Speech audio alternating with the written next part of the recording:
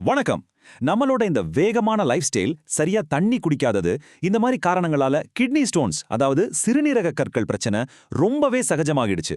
இதனால வர்ற வலியும் சாதாரணமான வலி கிடையாது, ரொம்பவே கடுமையானது. ஆனா கவலைப்படாதீங்க, இந்த பிரச்சனைக்கு நம்ம பாரம்பரிய மருத்துவத்திலேயே ரொம்ப எளிமையான ஆனா சக்தி வாய்ந்த சில கீரை தீர்வுகள் இருக்கு. அத பத்தி தான் நம்ம இப்போ விலாவாரியா பார்க்க போறோம். சரி, முதல்ல இந்த பிரச்சனையோட தீவிரம் என்னன்னு நம்ம புரிஞ்சுக்கலாம்.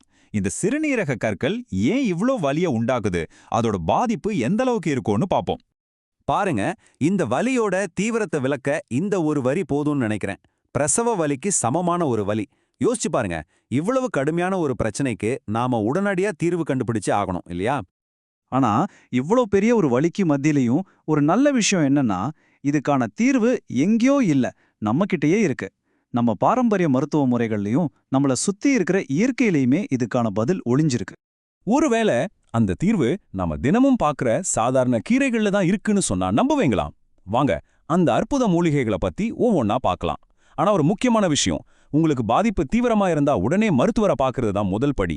இந்த இயற்கை வழிகள் உங்களுக்கு ஒரு சிறந்த துணையா இருக்கும். நம்ம லிஸ்ட்ல முதலிடத்துல இருக்கிறது மூக்கிரட்டை. இதுக்கு ஏன் சிறுநீரகத்தின் நண்பன்னு பேரு வந்துச்சு தெரியுமா? இது செய்யற வேலை அப்படி. வாங்க, இது நம்ம சிறுநீரகத்தை எப்படி பாதுகாக்குதுன்னு பார்க்கலாம். இந்த மூக்குரட்டைக்கு புனர்னவான் இன்னொரு பேரும் உண்டு. சித்த மருத்துவத்துல கிட்னி சம்பந்தப்பட்ட நோய்களுக்கு இது ஒரு முக்கியமான மூலிகை.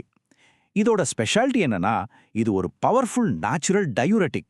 அதாவது சிறுநீரை நல்லா பெருக்கி உடம்புல இருக்கிற நச்சுக்களை வெளியேற்றும். இது எப்படி வேலை செய்யுதுன்னு பாருங்க. முதல்ல கிட்னில தேவையில்லாத படிஞ்சிருக்கிற உப்புக்களை கரைச்சி வெளியே தள்ளிடும். இதனால சிலருக்கு கை கால் ஏற்படுற வீக்கத்தையும் குறைக்கும். எல்லாத்துக்கும் மேல சிறுநீரக செல்களை புதுப்பிச்சு ரத்தத்தை சுத்திகரிக்கவும் உதவுது.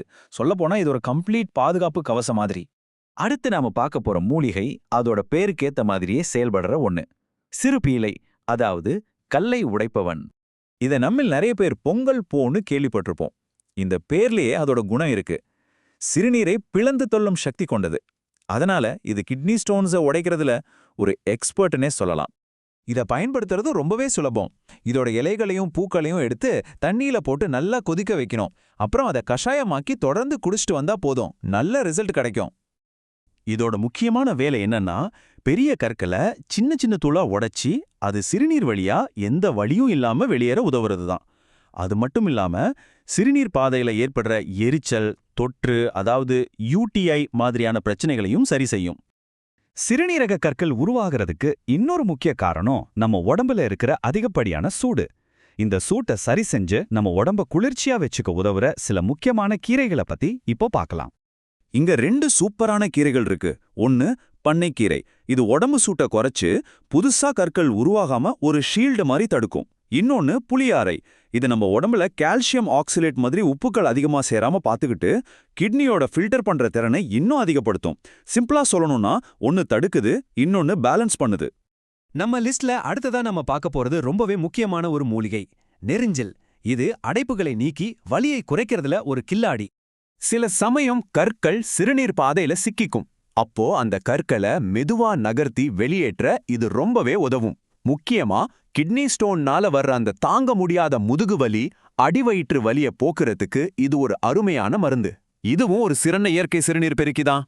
சரி, இப்போ இந்த மூலிகைகளை பத்தியெல்லாம் தெரிஞ்சுக்கிட்டோம். ஆனா இதோட நிக்காம சிறுநீரக ஆரோக்கியத்துக்கு ஒரு முழுமையான பாதுகாப்பு திட்டம் எப்படி இருக்கணும்னு பார்க்கலாம். இது வெறும் தற்காலிகமான தீர்வு கிடையாது, இது ஒரு வாழ்க்கை முறை மாற்றம்.